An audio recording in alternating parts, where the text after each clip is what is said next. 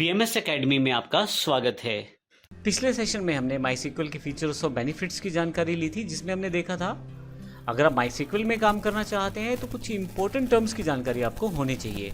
हम बारी बारी से उन सब टर्म्स को यहाँ देख लेते हैं ताकि हमारे लिए माईसीक्वल में काम करना आसान हो जाए। सबसे पहले बात करते हैं डेटाबेस की।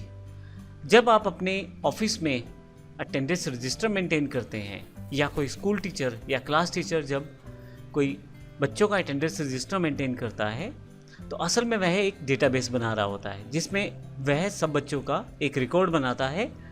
स्टूडेंट का नाम है, उसमें रोल नंबर है, वो कौन से दिन आया कौन से दिन नहीं आया, इन सब चीज़ों की जानकारी वह स्टोर करके रखता है। तो असल में वह एक डेटाबेस बनाता है, लेकिन यह डेटाबेस ऑफलाइन है, अर्थात यह कंप्यूटर पे नहीं है। तो इस तरह से जब भी आप डेटा को कलेक्ट करते हैं किसी ऑर्गेनाइज वे में तो वह आपके पास एक डेटाबेस कहलाता है। हम माईसीक्वल का प्रयोग करते हुए भी डेटाबेसेस बनाएंगे, लेकिन ये डेटाबेसेस हमारे कंप्यूटर पे काम करने वाले हैं और इसके लिए हम डेटाबेस टर्म ना यूज़ करके रिलेशनल डेटाबेस मैनेजमेंट सिस्टम कहने वाले हैं। लेकिन मैं आपको बता दूं कि आरडीबीएमएस एग्जैक्टली है क्या। जब आप अपने बेसिक डेटाबेस को कंप्यूटराइज करने वाले हैं जिसमें काफ़ी सारे टूल्स जुड़ जाएंगे तो वह आरडीबीएमएस कहलाएगा, रिलेशनल डेटाबेस मैनेजमेंट सिस्टम। अब असल में आपके पास काफ़ी सारे आरडीबीएमएस पहले से अवेलेबल हैं, जिसमें माईसीक्वल जो हम सीखने वाले हैं, एसक्यूएल सर्वर जो माइक्रोसॉफ्ट का प्रोडक्ट है, ओरेकल कॉर्पोरेशन का प्रोडक्ट है, और माइक्रोसॉफ्ट एक्सेस जैसे आरडीबीएमएस का प्रयोग कर सकते हैं आप अपने ऑफलाइन डेटा को ऑनलाइन डेटा या अपने कंप्यूटराइज्ड डेटा में स्टोर करने के लिए।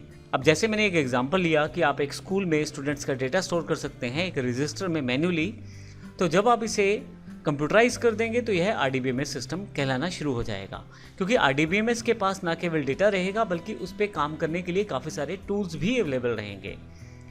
अब यहाँ पे इंपॉर्टेंट बात यह है कि आरडीबीएमएस डेटा स्टोर कैसे करता है। जब भी आप डेटा स्टोर करते हैं आरडीबीएमएस में तो टेबल का प्रयोग करते हैं। अब एग्जैक्टली टेबल क्या है, यहाँ पे नीचे एग्जांपल दिया गया है एक एम्प्लॉय टेबल का, जिसमें आप देखें एम्प्लॉय आईडी, एम्प्लॉय नेम और एम्प्लॉय एड्रेस, ये 3 कॉलम बनाए गए हैं। जब भी हम माईसीक्वल की बात करते हैं या आरडीबीएमएस की बात करते हैं, और मुख्यतः सभी इन आरडीबीएमएस माइक्रोसॉफ्ट सीक्वल हो, ओरेकल हो या एक्सेस हो, उन सब में कॉलम्स के लिए एक स्पेसिफिक टर्म फील्ड का प्रयोग करते हैं। तो यहाँ पे असल में मेरे पास 3 फील्ड हैं। पहली फील्ड है एम्प्लॉय आईडी, दूसरा है एम्प्लॉय नेम और तीसरा है एम्प्लॉय एड्रेस। तो असल में मैंने 3 फील्ड्स यहाँ बनाई हैं। तो हमारे पास टेबल में जब भी डेटा स्टोर किया जाएगा तो फील्ड का प्रयोग किया जाएगा, अर्थात कॉलम्स का प्रयोग किया जाएगा। इसी तरह से यदि मैं रिकॉर्ड की बात करूँ तो जैसा कि मैंने पहले कहा, आप टेबल फॉर्मेट में डेटा स्टोर करने वाले हैं तो यहाँ पे रो वाइज डेटा स्टोर होगा। तो यहाँ राइट हैंड साइड उसी टेबल को दोबारा दिखाया गया है।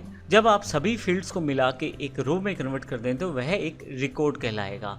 जैसे S001 वंदना अंबाला, ये एक रिकॉर्ड है। तो असल में आप रोज को रिकॉर्ड कहते हैं और कॉलम्स को फील्ड कहते हैं। टेक्निकल डेफिनेशंस है ये हमारे आरडीबीएमएस में, और माईसीक्वल में भी हम इसका प्रयोग बार बार करने वाले हैं। तो अगर यहाँ बात करें तो 3 आपके पास यहाँ पे कॉलम्स हैं और 3 ही यहाँ पे रोज़ हैं, और अगर मैं टेक्निकल डेफिनेशन में कहूँ तो 3 फील्ड्स हैं मेरे पास और 3 ही रिकॉर्ड्स हैं। तो इस तरह से इस सेशन में हमने डीबीएमएस और आरडीबीएमएस के फ़र्क को देखा है और देखा है किस प्रकार ये रिलेटेड हैं एक दूसरे से। जब ऑफलाइन डेटा को स्टोर किया जाता है तो आप उसे डेटाबेस कह सकते हैं, लेकिन जैसे ही आप कंप्यूटराइज फॉर्मेट में आते हैं एक सॉफ्टवेयर एप्लीकेशंस के साथ या आप कुछ फीचर्स के साथ उसे डेटाबेस मैनेजमेंट टूल के साथ प्रयोग करते हैं तो वह आरडीबीएमएस में कन्वर्ट हो जाता है, जिसको exactly relational database management system कहते हैं। अगले सेशन में हम टेबल्स की जानकारी लेंगे और देखेंगे टेबल्स को आपस में किस प्रकार रिलेट किया जा सकता है। धन्यवाद।